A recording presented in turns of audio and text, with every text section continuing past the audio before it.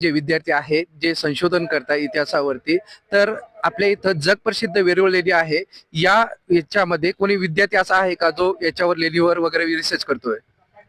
इथं आमच्याकडे एकूण आमच्या महाविद्यालयामध्ये इतिहास संशोधन केंद्र चालू आहे आणि त्यामध्ये आमच्याकडे 50 ते 60 विद्यार्थी आहे जे संशोधन करत आहे आणि ते विविध ऐतिहासिक जे आपला इथं वारसा आहे त्याच्यावर त्यांचं संशोधन चालू आहे.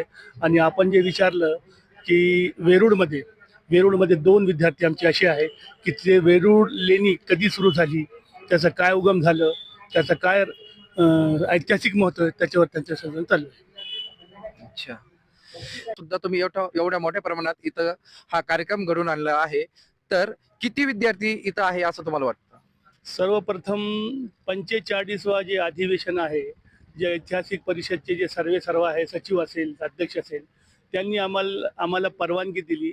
तर त्यांचा मी आभार मानतो की त्यांनी आमचं महाविद्यालय निवडलं आणि आजच्या घडीला 400च्या आसपास संशोधक विद्यार्थी आपला पेपर इथं प्रेझेंट करत आहेत आणि